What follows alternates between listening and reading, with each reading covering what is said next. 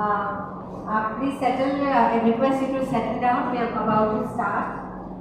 Also request everyone to keep their mobiles on silent mode.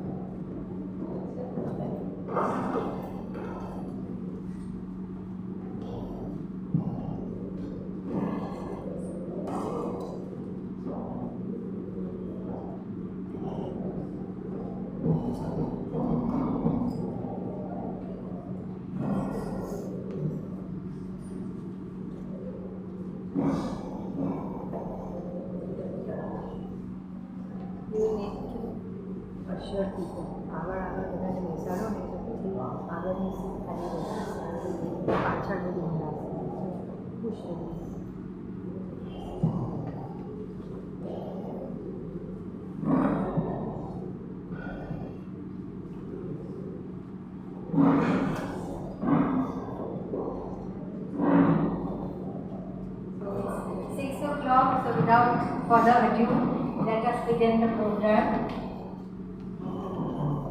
Yes, please do move forward. पीछे से भी please आगे आ जाए.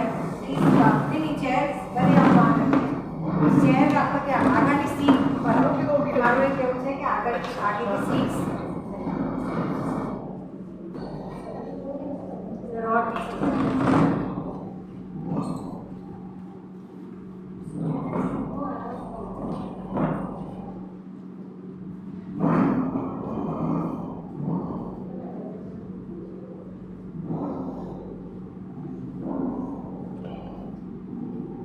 Once again, I wish everyone a very good evening, and on behalf of the trustees and staff of the Lalbhai Dalpatbhai Museum, I welcome you all. I am Sujata Parsai, the director of the museum, and I extend a very warm welcome to all of you. Especially I thank each of you for joining us here on this auspicious evening of Sharad Purnima. For the lecture today, titled Interpretive Aspects of the Poetic Ṭhumrī in Kathak dance, we have a very distinguished speaker with us today, and I have the great pleasure and privilege to introduce her.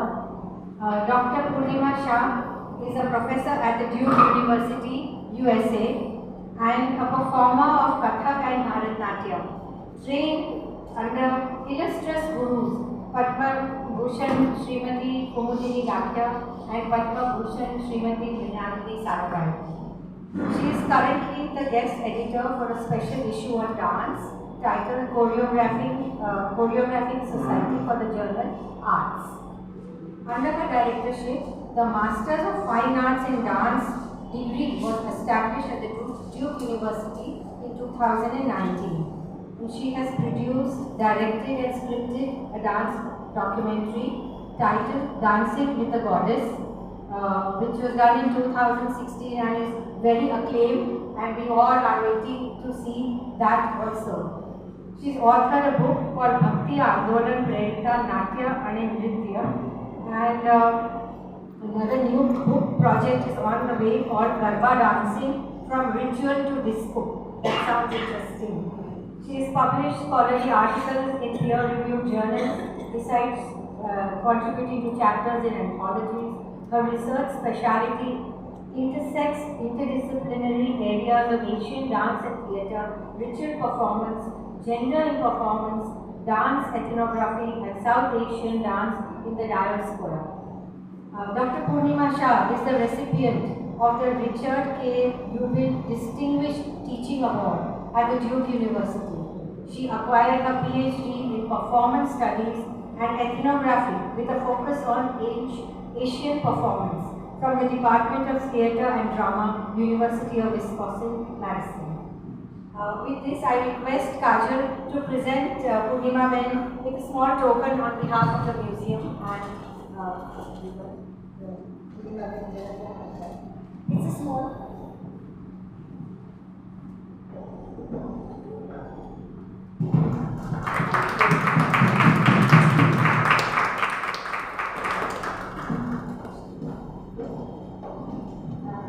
So I now hand over the stage to you.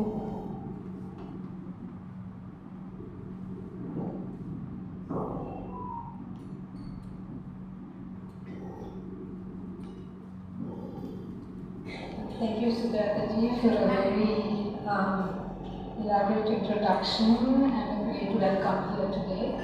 I am grateful to Srimati Jayasrivan and Srimati Kathak and Bharatanatyam for inviting me to present the research at Lakhnau Museum. I also thank Srimati Sujataji and her entire team for organizing this presentation. Thank you all, audience members, for the inspiration you have given me with your presence. I highly appreciate it. So we're going to be talking about the interpretive aspects of the Ṭhumrī. Basically what I'm trying to say here is that the Ṭhumrī poetry is a very, very short structure, broad framework within which the performers have find or carve out a huge scope to express it, the larger meanings of the Ṭhumrī, and that is what basically I think. So Ṭhumrī is a vocal genre of Hindustani music that evolved through integrating the elements of folk and classical music and its adaptation to Kathak dance. Highly influenced by bhakti movement, it archived exquisite refinement and its improvisatory rendition and elaboration of the song text via emotive melody and expressive dance. As one of the many oral traditions in northern India, Ṭhumrī's earliest adaptation into Kathak dance repertoire is speculative. Although records abound of its flourishing practice by the elite tavaifs in the 19th century royal courts and mahfils, a replication now witnessed only in period films. The traditional dance Ṭhumrī, Mohe Pankad ke Nandalal Chhed Gaye, was popularized by the exquisite silver screen beauty Madhubala in her riveting performance of the folk dancer Margali for Rasa. Here she is performing the Ṭhumrī. The performance was choreographed by Shri Lakhnau Maharajji, a Kathak dance guru and grand maestro of the Lakhnau Gharana, lending the dance a heightened level of technical and cultural and expressive legitimacy. The tragedy Queen Meena Kumari performed the traditional Ṭhumrī Thade Rahiyo in the epic film Pakiza. The original traditional Ṭhumrī is Thade Rahiyo Purnima Shah, which was kind of readapted for the film Thade Rahiyo. It's suitable to the film. Playing the role of the Lakhnau elite tavaifs Sahibja, once again Sri Lakhnau Maharajji choreographed for the film. Sensational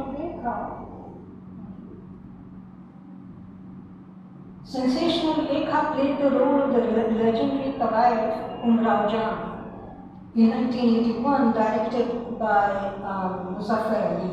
The tavaif dances were choreographed by my guru Padma Bhushan Smt, Kumudini, Lakhia, a student and disciple of Sri śṛṅgāra.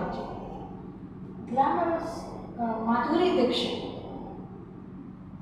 in her role as a tavaif, danced the Ṭhumrī, Kahe Chhed Chhed. All of these are very, very traditional Ṭhumrīs. Kahe Chhed Chhed Mohe in the extravaganza Deva dance in 2002, choreographed by Kathak Guru Padma Bhushan Smt. And Shashwati Sen, so here she is dancing in a chorus. Shashwati Sen danced the famous Bindadin Ṭhumrī, Kanha mein Tose Hari in Satyajit Ray's Shatranj ke Khiladi, themed around the British annexation.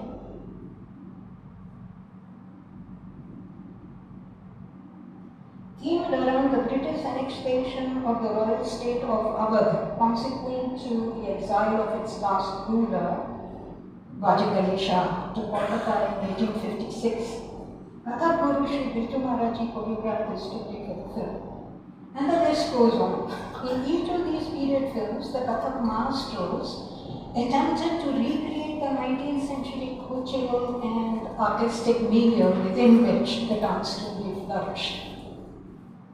In the 21st century, we are only left with witnessing fictional dance representations of what was once a very rich artistic culture of the reputed elite tavaif artists, now a forgotten glory of the past. The Kathak style Ṭhumrī Abhinay is very rarely performed today. The interpretive, improvisatory artistry of the traditional Ṭhumrī in full body movement is also on the waning edge with the new generation of contemporary performers. This presentation is an attempt to unfold and interpret the infinitive. So there are untold meanings, and it is up to the artist to kind of carve out those untold meanings, and also for the audience members to be able to reinterpret them. The Ṭhumrī song text, the presentation is an attempt to unfold and interpret the infinitive performative qualities salient within the Ṭhumrī song text.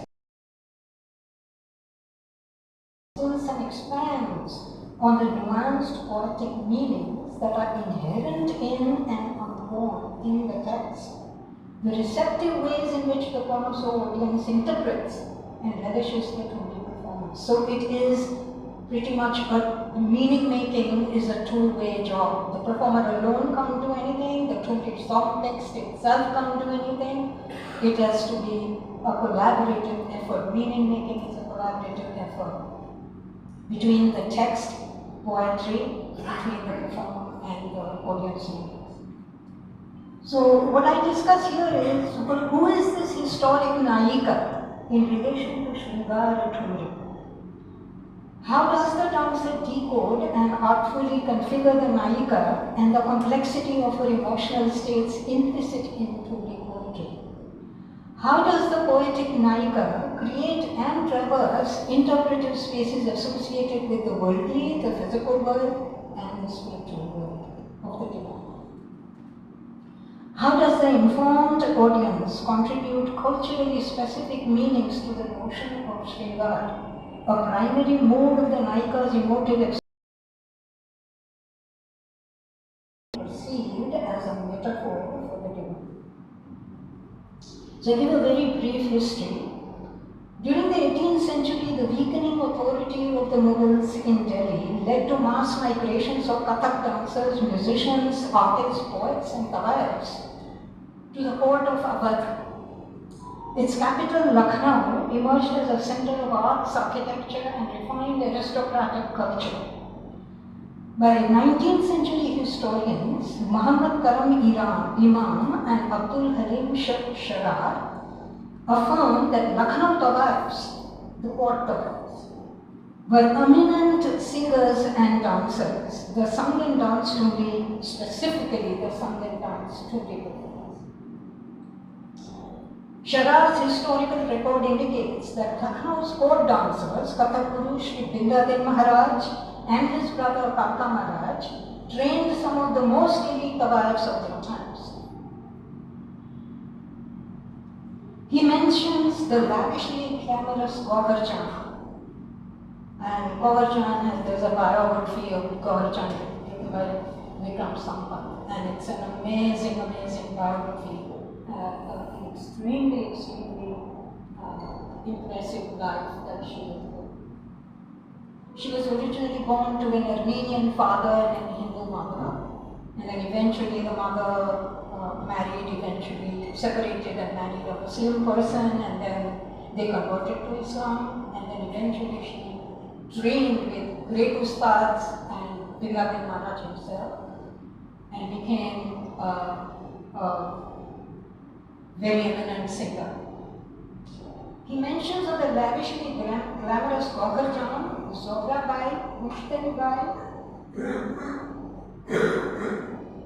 Chatanbai. Chatanbai is the mother of the famous actor of his. As learned poets, accomplished singers, and incomparable dancers, particularly skilled in the performance of Ṭhumrī. Imam records Chandrabhaga as a musician of very high rank. Mishra also names Kathak.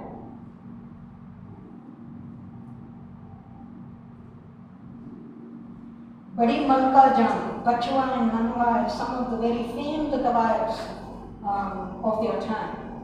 A remarkable aspect of the Ṭhumrī was that it exemplified the aesthetic synthesis of bhakti and secular themes, implicitly situated within a wide array of emotional expressions rooted in the śṛṅgāra rasa. Interpretations of the Ṭhumrī poems are interlaced, open-ended, multi-layered, and embody a full range of human emotions characterized by the illusory relationship of the yugal, Radha and Krishna. Many successive socio-political events leading to the mid-20th century disenfranchised the tavaif and her profession, thus contributing to the dereliction of her artistic glory. And I'm not, due to time constraints, able to go into the details of the artistry, but the word tavaif has very, very negative connotations, which if we go into, I had the opportunity to study their biographies, some of their biographies, which basically tells us they were genuine artists, and their profession was more identified with art rather than with how we associate the word tavaif. Nevertheless, Ṭhumrī continued to maintain immense popularity amongst the music and dance audiences. I now provide my own interpretations of a brief example of both Batana and Hav, which is very central to Kathak Ṭhumrī, the heart and soul of Kathak Ṭhumrī performance. Peter Manuel, he's also written a book on Ṭhumrī, aptly calls it word painting. So the dance performance is word painting. Ṭhumrī demonstrates a very poetic use of symbolic metaphor. Everything is metaphoric, very symbolic. Nothing is word for word, at least in the traditional performance. In this Ṭhumrī song text that I will briefly analyze now, Guru Sri Shambhu Maharajji creates a metaphorical imagery in subtle and nuanced interpretive ways for the connoisseur spectator to untie the symbolism. So he only provides symbolisms, it's up to the connoisseur audience to carve out the meanings, perceive allusions, and grasp deeper untold meanings. The Ṭhumrī dancer draws on the symbolic gestures from the physical realm to convey the hidden truths aligned with the spiritual realm. So in the Lakhnau school, the Awadh court dancers, Vrinalini Maharajji, 1838 to 1918, and had rigorously trained his nephew, Kathak and Maharajji, they were very young, and Shambhu Maharajji, in the intricacies of Kathak technique, dazzling footwork, emotive singing, and nuanced sensualities of Ṭhumrī rendition.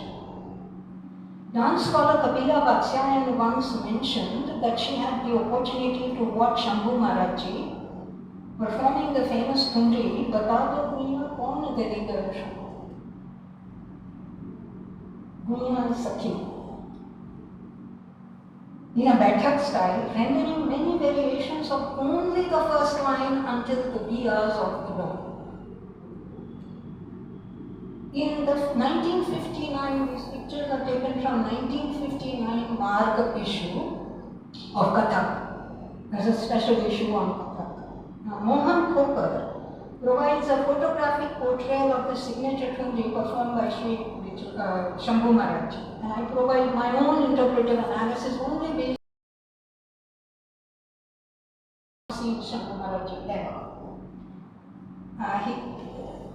These are pretty much 9 photographs that I pretty much imagined how the interpretive meanings would have been, so only as a spectator.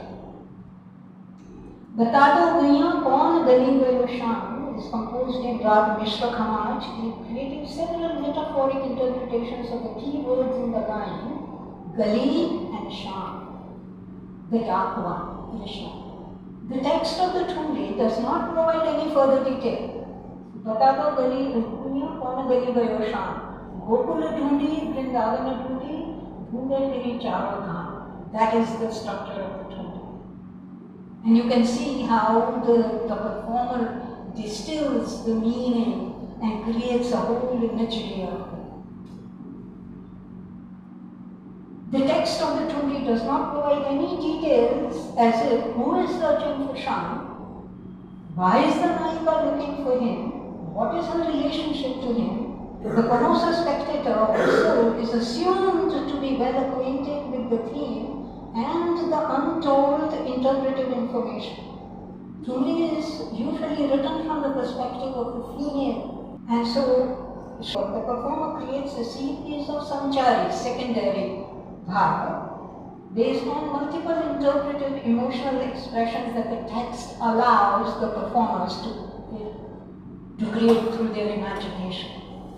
With that understanding, the connoisseur audience recognizes that Krishna's beloved Radha is looking for a gopi, is searching for, desperately looking for him. She is very desirous of another glimpse of him. He is infinitely in her thoughts and her being, but he keeps deluding her of his presence. And why, I will explain it. The progression of the Ṭhumrī enables not only the image of this elusive Śṛṅgāra in the hearts and minds of the audience members, but also the feeling of emotion of longing that Radha has for Krishna. My interpretation in this Ṭhumrī is that Śṛṅgāra chooses to remain unseen. He is only presented through the nāyikā's imagination. So how the performance is his imagination of how Radha is imagining Krishna to be. A suspense that is maintained and heightened progressively through the performance. As one can imagine, the dance Ṭhumrī is sung in a slow tempo, thus enabling the performer to enact the subtle nuances. So there is a difference between the sung Ṭhumrī and the dance Ṭhumrī. Each line is sung over and over and over and over, with newer interpretations. With each repetition, there are newer interpretations that the dancer or the performer distills and carves from the same text. Shambhu Maharaji sings the first line, Kaun Gali Gayo Sham, as he enacts the word Gali with both hands, as you can see, in a gentle winding movement, gesturing the Pataka Hasta, Kaun Gali. So here he is just beginning to address the key word, Gali. And the Gali is an important key word that continues throughout the performance. One notices a slight relaxed bend of the shoulders to create a feminine feel depicting Radha or a gopi, her face and eyes expressive of searching. And then there is also meanings about searching. Who is searching whom? What is she searching?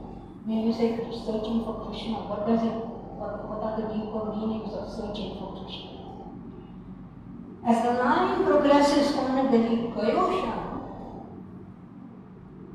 the image of Śṛṅgāra is presented and imagined and envisioned by Radha.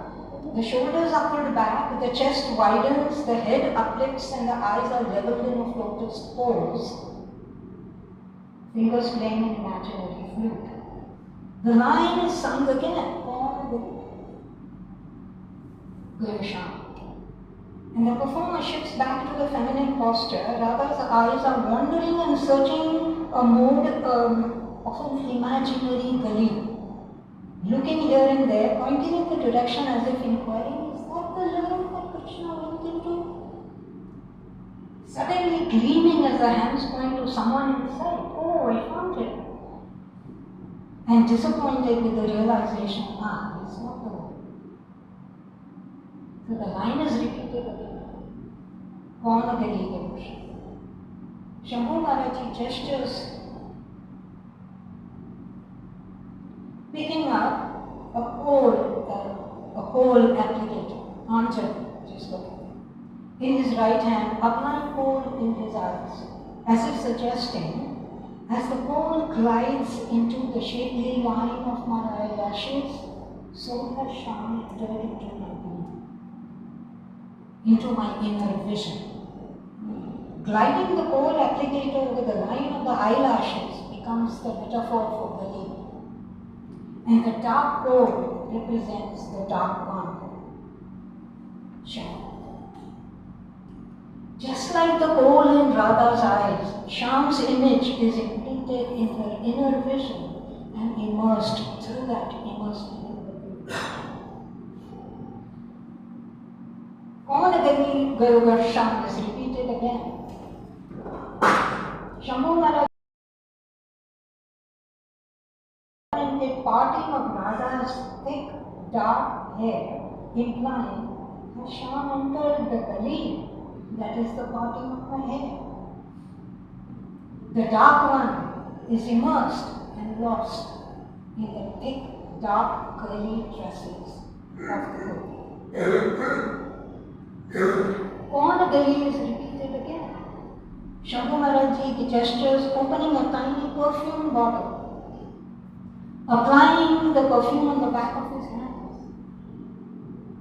and inhaling it. As if the smell of the perfume refreshes the memories of the loved one. Like the perfume, Sham has entered into her being. The passage of the nose is interpreted as yet another metaphor for the being. Central to Ṭhumrī performance is the śṛṅgāra, through which Shambhu Maharaj creates numerous metaphors and the keywords, using keywords Gali and Sham, reiterating how the divine is deeply immersed into every part of Radha's body and her being. So Ṭhumrī is not to be interpreted purely in word for word, which is what we see now. It's not to be interpreted in word for word translation into acting, and not purely translated in the literal sense.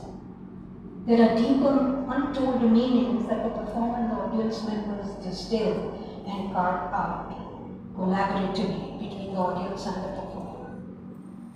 And here it is very clear on what is this search about. How do we interpret the word search? Dhundna, Krishna ka hai. How do you imagine that search? So the song text opens up interpretive possibilities for mystical meaning, suggesting that when the ego of the devotee swells too high, her connection with the divine Godhead is disrupted momentarily. The gopi is perturbed that Sham, the dark one who was very affectionate with her, barely a while ago has suddenly disappeared, nowhere to be found. Where has he gone? The Ṭhumrī text, Kaun gali gayo Sham, is precisely analogous to the Leela depicted in the Bhagavad Puran, Book 10, Chapter 30, verse 24 to 40, in which Krishna, who has charmed an amorous gopi, suddenly forsakes her due to her rising haughty pride as being the best of all. She thinks that Krishna is close and so intimate with me because I am the best of all gopis. And boom, that is the end of it. The Bhagavad Puran comprehensively articulates the gopis' viraha bhakti, their deeply passionate longing and their insufferable separation from Krishna as a selfless mode of intense devotion, a representation of which is a vital aspect of Sanskrit poetics and dramaturgy. Chapter 24 of the Natya Shastra is attributed to the nāyikā. The nāyikā's emotional states of being as depicted in Sanskrit dramaturgy. Not all dance Ṭhumrī are based on the nāyikā, although Vasak Sajja, Virahut Khandita and Abhisarika enjoy more popularity due to their sensuous and emotional qualities and a broader range of dramatic possibilities they can offer to the imagination of Ṭhumrī, kahe ko mere ghar aaye ho? It's like you can tell from the very first line that she's upset and angry, and it's a khandita nāyikā. It's a very typical example of the emotional states of the khandita nāyikā. One who is broken-hearted and enraged after discovering that her lover has been with another woman. Kahe ko mere ghar aaye ho? Beetam tum rain sopana sang jaage, नैन रतन रे अया ना करोगे प्यार, हटो जाओ तुम उन्हीं के संग रहो, हमें ना छेड़ो शाम, बिंदा सुनो वे नहीं माने जिया जागेगा, is burning my heart. I describe some of the interpretive aspects of the poetic Ṭhumrī conceptualized by Vidushi Śṛṅgāra Rohini Bhatti. While the Ṭhumrī is Thai and the dominant bhava is distinctly identified as the Khandita nāyikā, the dancer takes the liberty to embellish the abhinay by interlacing an enactment of ancillary nāyikas. Like she starts with a Vasaka Satcha nāyikā, follows it with a Viroha Khandita, as I described. None of this is part of the Ṭhumrī text. This is entirely conceptualized. The whole prelude to the Ṭhumrī is conceptualized by Śṛṅgāra Rohini Bhatti. This is her own.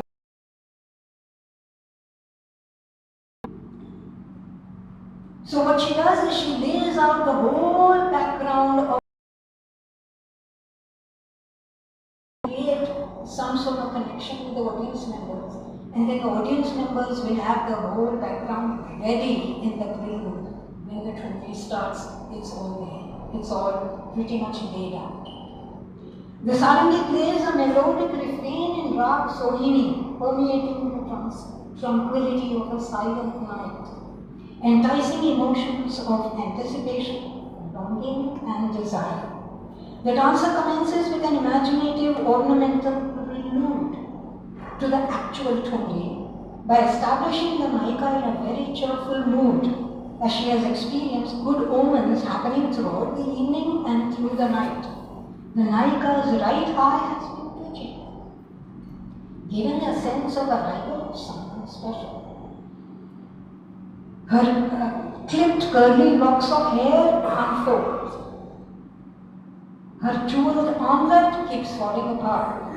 Her anklet, her twinkling anklet, keeps opening up. So the nāyikā is delighted and wondering that these good omens indicate anticipation of someone special. Of course, that is her beloved, an arriving turn. So the dancer performs a palta and arrives at a katnikas, establishing the elated mood of the nāyikā. She uses and covers more space. Her gently heaving torso, timed with breathing, lends a slightly uplifting sway to her body. Her arms and palai move in the direction and guide her movement in that particular direction. Her eyes convey curiosity and bashfulness, while her head mildly oscillates side to side, giving a gentle bounce to the rhythmic footsteps, emphasized by the accents of her kumudini. The prelude continues with the demonstration of the Vasaka Satcha. The nāyikā is doing her śṛṅgāra in anticipation of the coming of her lover.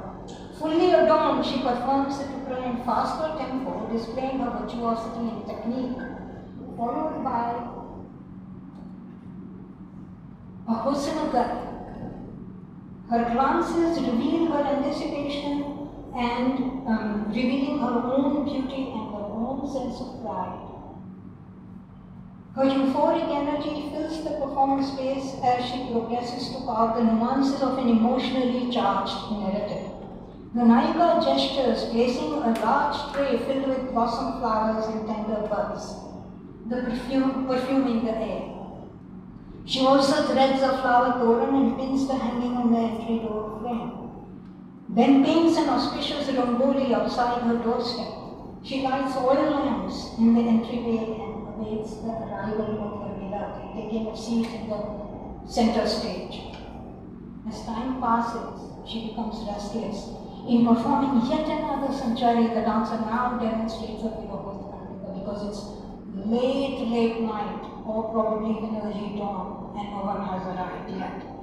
So gradually transforms into the Vasaka Satcha, now gradually transforms into a Viroha. Someone who is longing, someone who is experiencing pain in longing. Her eyes are set towards the window, waiting his arrival. With her hand gesture, she suggests that the oil lamps have now begun to flicker and burn out. Frustrated, she strips herself of all the ornaments and then, following the seal, just like you. The slight rattling of the window of the nighty breeze startles her, but she falls asleep again, still seated until the early hours of dawn. Suddenly she hears the knock at the door. She thinks she is hallucinating. And a voice answering the door. She hears a louder knock again, and this time hesitates whether or not to respond. At the third knock, she responds with the unyielding look on her face, heavy, rounded steps moving forward towards an imaginary door. But her unwilling, resisting body reveals her hesitation. She has already pretty much figured out what is going on. With both hands gesturing, the doors open, her eyes, slightly raised, reveal the visitor face to face. There are moments of utmost silence as she keeps staring at the figure, unseen to the audience, in front of her. The actual Ṭhumrī Kahe ko mere ghar aaye ho starts now. So she has already laid out the whole premises, and the audience is already now emotionally tied to the theme. So there is a big difference between the sung Ṭhumrī and the dance story, and this is the difference. Where sung Ṭhumrī cannot necessarily create the visuals and the imageries that a dancer can.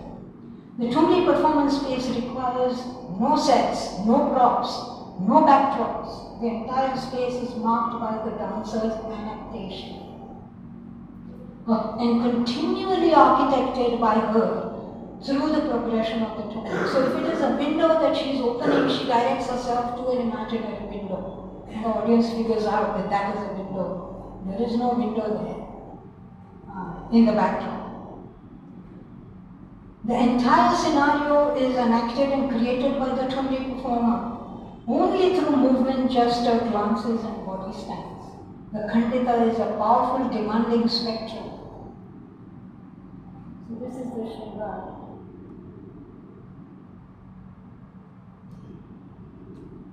This is basically Ṭhumrī Bhakti, but a very, very old picture of 1950s. The Khandita is a powerful, demanding spectrum of dynamic emotional qualities, challenging the dancer's abhinaya skill. Another famous Ṭhumrī, Mora Saiya Bulave Aadhi Raat, Nadiya Bairam Bhi, in Rag Deves, dramatizes the Abhisarika nāyikā,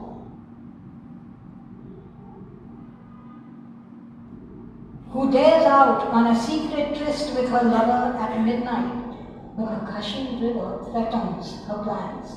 The Ṭhumrī draws on traditional conventions of elements of śṛṅgāra poetry, dealing with the stolen pleasures of secretive love. Obviously, Abhisarika is typically a nāyikā who secretively goes to meet with her lover past midnight, through the woods, in the dark of the woods.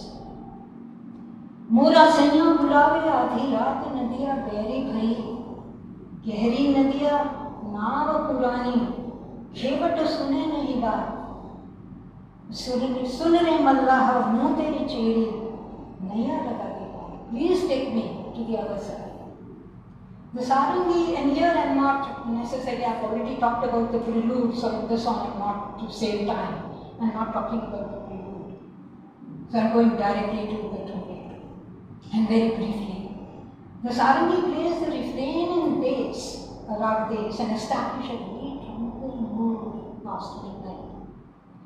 The refrain cuts through the serenity and partially dark night. The first line of the Ṭhumrī, Mora saiya bulave aadhi raat, is enacted in several variations as soon as the nāyikā approaches the thick of the woods. The dancer gestures in lavishika movement of the wrist, with a spiraling gesture with both hands indicating the luscious foliage and the creepers wildly entwining the trees. Her glance, of course, that is also a symbolic metaphor. Her glances indicate she is scared of entering the woods in the dark. The moonbeams barely cut through the thick foliage. Further on, she stopped abruptly as her Ṭhumrī snags into a lurking bush. So you see here the Ṭhumrī is usually dark blue or navy blue, so it can camouflage into the dark of the night. And and she is not visually very clearly seen by anyone. Terrified at the moment, she slowly peeks behind her, releases her Ṭhumrī, and keeps moving. Mura Saiya Bulave Adhi Raat is repeated again. Just when she is startled as having misstepped on a thorny twig, she lifts her foot. Behind her, turning back from her waist as she tries to remove the thorn from the sole of her foot, quite akin to the nāyikā sculpture of the Khajuraho temple wall. So dancers are not just imagining, they are also influenced by miniature paintings, and they are also highly influenced by sculpture. The sound of the noisy crickets is deemed by sudden swoosh past her feet, and she is stunned as to sense a snake zigzag its way across her. You can see, you will always see Abhisarika's feet entwined by the snake because she's passing through the woods. Gathering herself with one hand pressed over her pulsating heart, she dares forward and finally sees the sky open, with the moonbeams falling over her again, revealing the cushion millennia. The dancer performs a short technical tukra and a cut, revealing the excitement of her successfully having crossed the dreaded path and anticipation of being almost there. Abhisarika could be symbolically perceived as representing a spiritual aspirant for whom the tryst with the divine demands courage to shun and overcome societal constraints, Mirabai and so many other female saints, and venture into what appears to be a tumultuous journey of spiritual revelations through the thick and thin of deep woods. Ṭhumrī uses symbolic expression as a bridge that connects the apparent with the concealed, the earthly with the inexpressible divine. So Ṭhumrī song texts are rooted in the Desi artistic and poetic lineages, and from a range of geo-cultural traditions of a wide range of northern India regions. The song texts have been shaped by prevailing Vaishnava devotional concepts dominant in śṛṅgāra rasa, and influenced also by Sufi poetics of radical love as well. Dance Ṭhumrī texts are often anibaddha, open-ended, and ambiguous about certain parameters, even though the framework of Dance Ṭhumrī appears to be relatively very simple. It is devised to provide a very large scope of imagination and expressive, creative range of visual imagery that communicates interpretive, symbolic, metaphorical abstractions and meanings on the part of the performer and the audience. Vrindavan Maharaj was distinguished all-round maestro in dance, music and rhythm. His poetry is very creatively interlaced with rich, emotive, virtuosic, aesthetic possibilities for dance. His Ṭhumrī, Dagar Chalat Dekho Sham Kar Gaiya, that is in Rag Sinpura. Dagar Chalat Dekho Sham Kar Gaiya, Neer Karan Mein Gai Pan Ghat Ko, Deksha Kahan Sham Nat Ghat Ko, Hasyo. Mero man khatke. He started kind of very nastily laughing at me. Aaye achanak chunari jhatkyo, gaye lagaye nahi mohe kadiya. So now she is upset with this public display of emotion. Kaho Krishna ko jaane na paave, inhe aaj hum nari banaye. Nakh besar shir choti khunjare, bendi bhal sari pehnaave. Vrinda Kahat kya hai? Kahat adbhut chhavi hai. So Vrindavan Maharaj has depicted Krishna's chhedchhad with gopis on the river bank as they gather to fill their water pots, providing the dancers with a wider choice of performing a variety of pankhatkats and kathaka. In the Antara verse, the gopis get together and take Krishna to task. They grab him, adorn him, fully dress him up as a female. Vrindavan ends the Ṭhumrī with the expression of being wonderstruck at the beauty of Krishna's feminine image.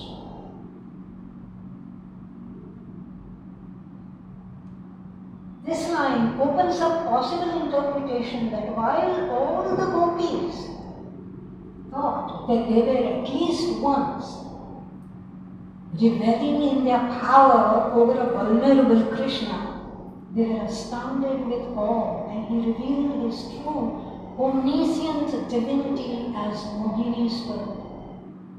An extraordinarily beautiful, seductive, divine female form that Lord Vishnu had taken to allure the Asura to relinquish the Amrut which emerged from the churning of the ocean of milk. So dance Ṭhumrī song texts also celebrate the romantic monsoon, known to be the ideal season for the lovers' union. The season therefore serves as a perfect landscape for juxtaposing the Virahotpantita nāyikā, suffering the pangs of separation and longing for her far-away beloved to return home. Monsoon season is basically associated with longing for the beloved. In the dance Ṭhumrī, Ghir Ghir Aayi Badara, Chamke Garaje Barase Meha, in Rag Madhya, the use of alliteration alludes to the arrival of monsoon, with the inference that the nāyikā, possibly, this is again the imagination, the text is not telling us anything, Ghir Ghir Aayi Badara, Chamke Bijuriya, that is all we know. And so the dancer has to create the background for it. The performer uses the alliteration that alludes to the arrival of monsoon with the inference that the nāyikā is possibly narrating to her friend that the dark clouds have arrived, but he has not. That the lightning and thunder scare her and pulsate her love-lorn heart. Her desolate bed makes her feel miserable. While not entirely explicit in the dance Ṭhumrī poetry, it provides a scope for the dancer to creatively express the bounties of nature during the monsoon season. The nāyikā's sensitivity to the cool breeze, the misty air perfumed with the fresh smell of the earth, the titillating feel of the drizzle over her face, the glorious train rattling of the dancing peacocks performed in a morka, so morcha. The swaying of the lush trees, the sweet callings of the koil bird, rain droplets on flower petals, bees hovering over fresh flower pollen, and so on. The nāyikā compares the earth's yearning for rain with her own yearning for her beloved. Jhula is a subtitle of the dance Ṭhumrī, recollecting the celebrated joys of swing set up at the onset of spring. And this Ṭhumrī again provides a huge possibility for the presentation of the dancer's imagination of what spring is about. So Jhulata Radhe Naval Kishore in Rag Des is an elaborate description, it's a Vrindavan piece, is an elaborate description of the onset of spring. Vrindavan Maharaj imagines a youthful Radha and Krishna on a gem-studded swing and the cool breeze caressing them. The dancer demonstrates a very graceful Jhula Gat with the swinging gait moving forward and backward. The poet's wordplay insinuates Krishna, the dark one, with the dark clouds floating over the sweet-smelling, swaying breeze, and Radha akin to the brilliance of the lightning that strikes in the sky. All elements of nature, peacocks and plants, dance at the sight of the divinity swinging. Even Brahma, Shiva, Sanaka, and Narada Muni enjoy the sight and the glory of Radha and Krishna. Holy songs are also a subtype. Jashoda ke laal khere Hori, Ṭhumrī. So that's also. So I end pretty much the description part, and I now pretty much conclude my talk with a little bit to talk about the nāyikā. Who is this nāyikā? The nāyikā is described in the Sanskrit śṛṅgāra, kavya and natya is defined as a female protagonist who is desirous of or involved in an amorous relationship, or one who is the inspiration of the nāyikā onto the path of śṛṅgāra. Nāyikā is not just a simple protagonist. There is always śṛṅgāra associated and degrees of śṛṅgāra associated. Analysis of the nāyikā has evolved and acquired prominence in Sanskrit poetics over at least 2 millennia of literary rhetoric. The earlier centrality and primacy of the nāyikā was significantly elaborated in the poetics of dramaturgy and the Natya Shastra. Some scholars are believing that it was Kama Shastra that first introduced the nāyikā. Numerous Sanskrit and Hindi pundits have expounded the analytical classifications of the nāyikā all the way from 7th century to 19th centuries. Dandin's Kavyadarshi, Dhananjaya's Dasharupak, Abhinavagupta's Abhinav Bharati, Vishwanath's Sahitya Darpan, and Ricky poets including Devdutt, his śṛṅgāra Vilasini, classify the nāyikas in great detail. The nāyika's idealized beauty and body, the affect and female desire, her desire for the union with her lover and her longing in separation, viraha, are very integral to the concept of śṛṅgāra as depicted in the literary and performance traditions.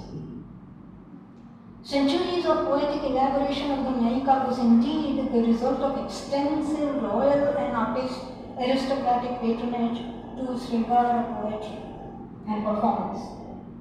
Kama is positioned in ancient Indian discourses and as one of the 4 ultimate aims towards the pursuit of a meaningful life experience: dharma, artha, kama and moksha.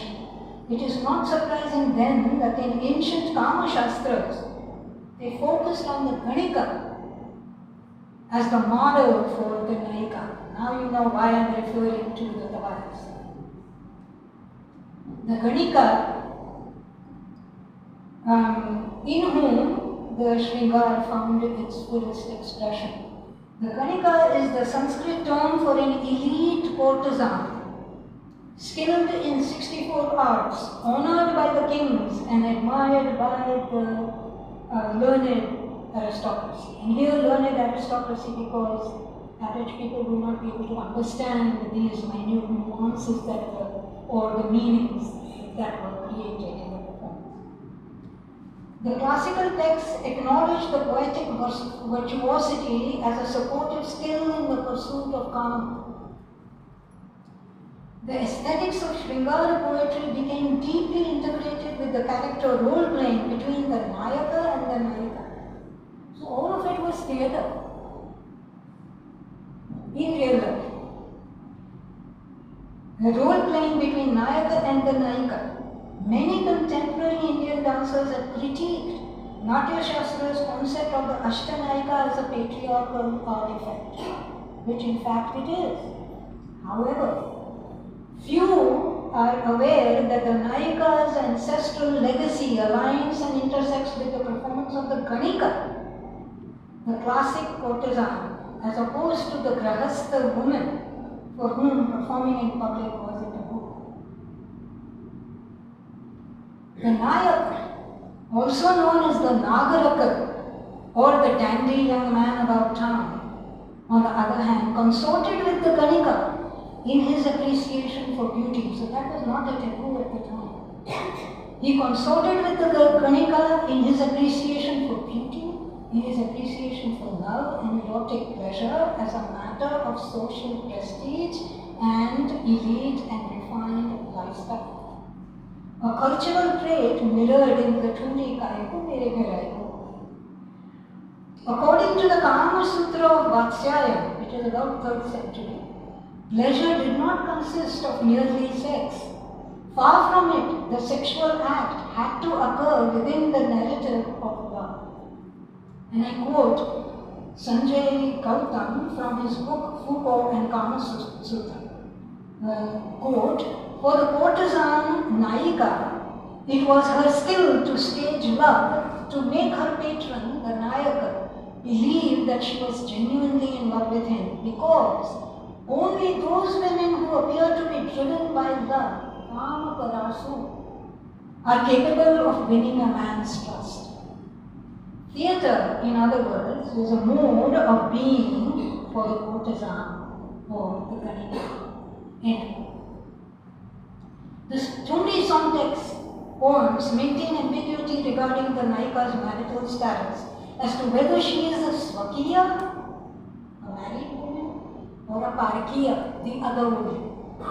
Either way, the Ṭhumrī nāyikā is empowered with her irresistible beauty, sensuality, charm, and etiquette. The poets imagine both the svakiya and the parakiya as active subjects, uninhibited in expressing romantic desire, even at a time when women's sexual behavior was socially circumscribed. Although the Ṭhumrī poets were constrained by the prevailing poetic conventions, they explored the dynamic intricacies of the nāyikā's relationship with the nāyika, revealing women's complex inner emotional world ranging from sexual desire to jealousy to pangs of longing and separation. The nāyikā is an important literary and performative construct in Sanskrit poetics.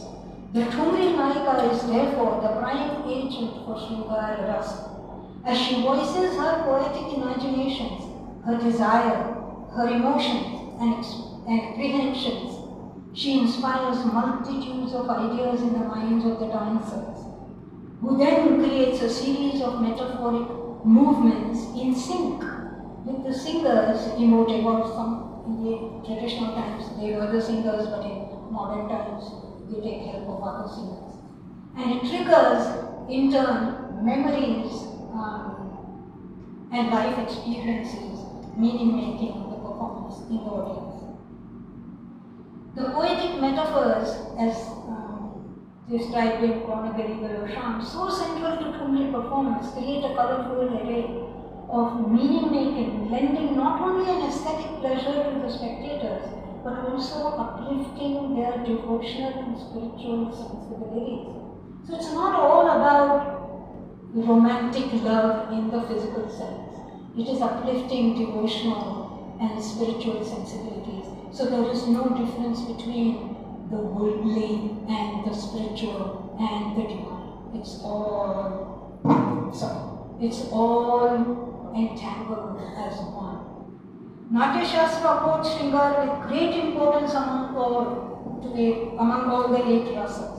Rasa is the process of aesthetic perception. The history of śṛṅgāra, and I'm concluding right now, the history of śṛṅgāra has a key position in Sanskrit texts and divine. Śṛṅgāra is undifferentiated love, whether it is for the human or for the divine. Hindi Riti poetry and Vaishnava Bhakti poetry obscure the distinctions between kama and prema, unconditional love. In Vaishnava Bhakti, divine love is not perceived as a one-way feeling. Krishna too yearns for the love of his ultimate devotee Radha. Ṭhumrī maintains ambiguity in its references to kama and prema and leaves the task of interpretive meaning-making to the proclivity of the performers and the connoisseurs. A large corpus of śṛṅgāra poetry emerged from aestheticized cultural tradition, which glorified sensual pleasure as an aspect of defined lifestyle. It was not a taboo. It was only after British colonial period that it skewed our apprehension and our understanding of desire and of śṛṅgāra. Although the increasing stronghold of British colonial power and the influence of Victorian moralities in the 19th century brought about a sea change in Indian literary and performance practices, the anglicized nationalist call for social reforms rendered śṛṅgāra poetry and performance as socially problematic, resulting in subdued performances, which we see now.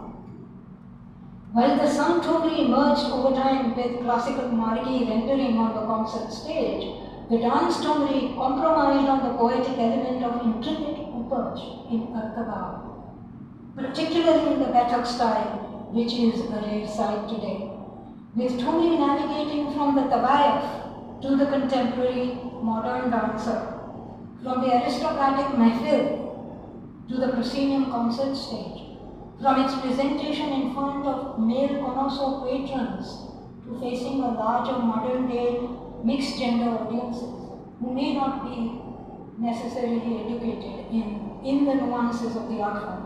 One wonders, will the nāyikā, the very source of Ṭhumrī śṛṅgāra, reinvent herself? Will she reimagine the spectrum surrounding the śṛṅgāra aesthetic to realign with the ever-evolving socio-cultural environment? Will she reinterpret her ancestral roots in the literary and artistic traditions? Only time will tell.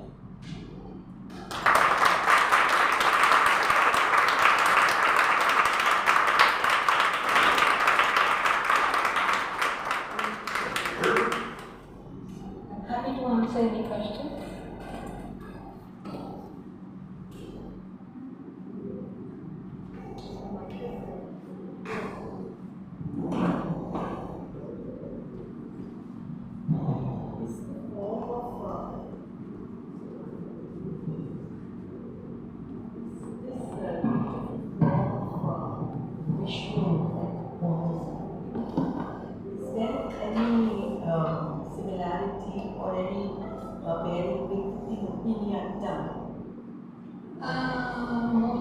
Yes, in all forms, because all classical or neo-classical forms rely on Bhagavad Purana and Ramayana and all of the epics and even to some extent stories that are folkloric, that you would consider folkloric.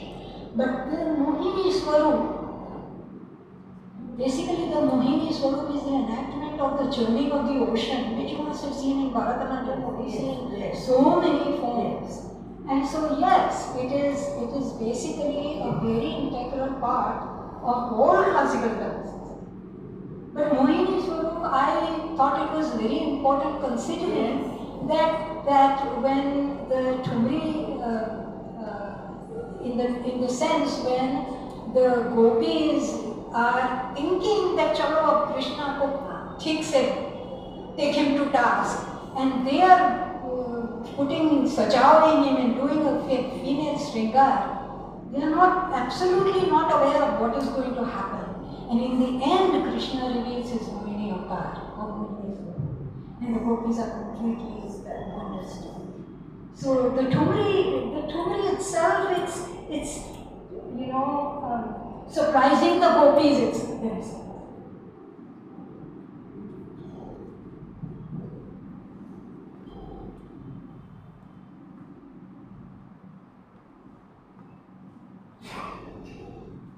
Actually, I think you said answers so many of questions, and yes, we should proceed on this line, right?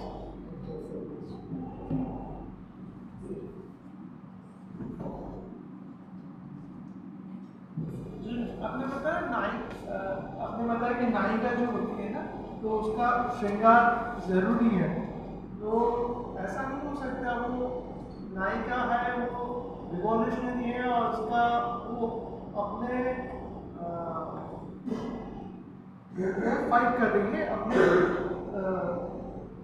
Rights के लिए, नायिका अपने rights के लिए fight कर रही है, तो वो नायिका नहीं कह सकते, श्रृंगार जरूरी है। नहीं, श्रृंगार यहाँ पर श्रृंगार का मतलब ये श्रृंगार करना श्रृंगार नहीं है। ओके। श्रृंगार is a very complex and a very complex rasa. श्रृंगार यहाँ जो शब्द लिया है वो एक रस है। श्रृंगार एक रस है। The meaning here is not the श्रृंगार that a woman does or a man does to beautify the body. That is only one small little element. You say that कि जो नायिका होती है ना, सबसे साथ में उसका श्रृंगार। रस is a very different. रस मतलब एक जैसे आपकी आप सब रस का मतलब आप मैंगो देखें, that is a very favourite fruit for most of us. Mango आप अगर देखेंगे तो उसमें उसका जूस दिखाई पड़ता है? नहीं दिखाई पड़ता। तो उसका जूस क्या है, कैसा है, कैसे टेस्ट होता है, कैसे मालूम होगा? आप उसको छील के काढ़े निकालेंगे, फिर उसका अंदर से वो जो पल्प है उसको निकालेंगे, फिर उसको खाएंगे, उसका स्वाद आपको आपके मुंह में आएगा, फिर आप उसका स्वादन करेंगे तो जाके पता चलता है कि इसका रस कैसा है, राइट?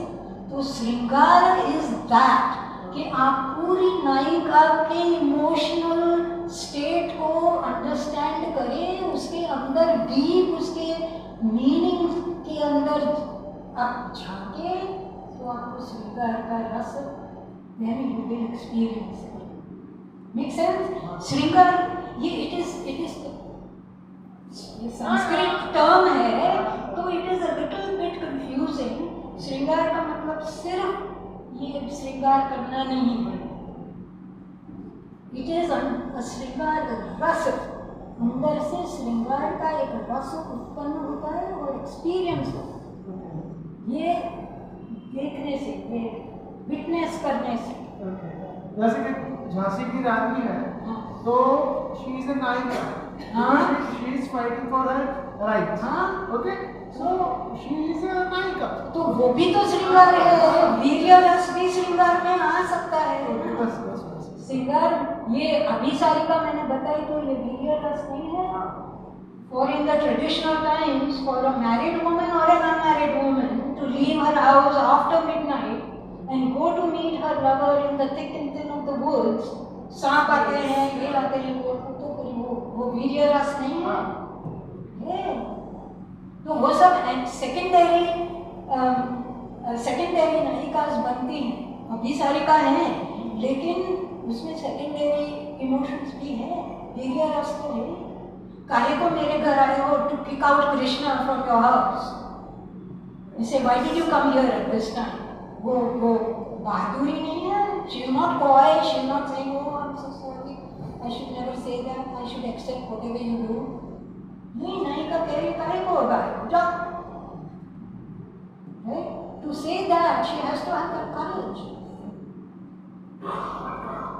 तो नायिका अपनी राइट तो रिजर्व करती है, मेरा अपना स्वमान मेंटेन करती है, ये जरूरी नहीं है, ये that is a wrong, very wrong sort of stereotype जो previous sometimes even dancers have created that stereotype which is always a demure person, not a demure person, कोई भी नायिका डिम्योर नहीं है। Feminism says that the underlying spirit of the Ṭhumrī śṛṅgāra, as it says, is also the spirit of spiritualism. One of the Ṭhumrīs that says that Karale śṛṅgāra में चतुर अलबेली साधन के घर जाना होगा. In this, it is not only one who is just going to the sadhana, who is physical sadhana, but it is the divine interpretation of this Ṭhumrī. I think that śṛṅgāra is different than all through the land. It is not the śṛṅgāra of this, but she has to prepare herself, or any soul, any jiva, to go to the Padma. So exactly, कौन गली गयो शाम, we say that Radha is searching for Krishna. But that is not in physical terms, right?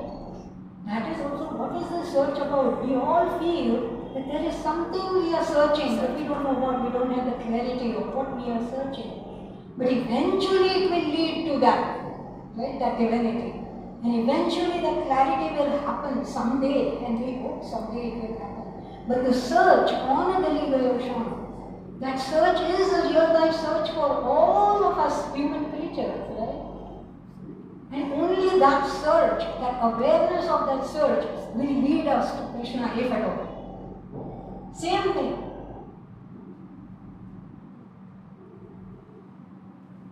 I'm sure there may be many more questions, but taking care of the time right now, anyone wants to ask anything? No, I think you will have to find space with Purnima sometime later.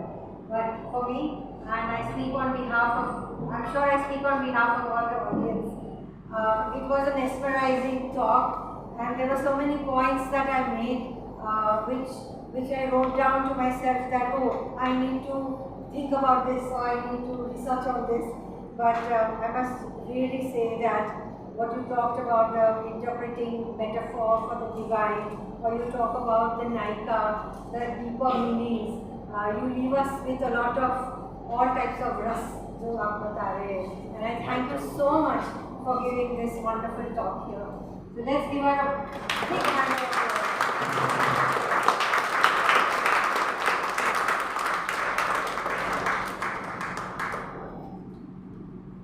Thank you again. It was really, I mean, it's a शुरुआत है. Now there's a lot more that I'm sure we will take.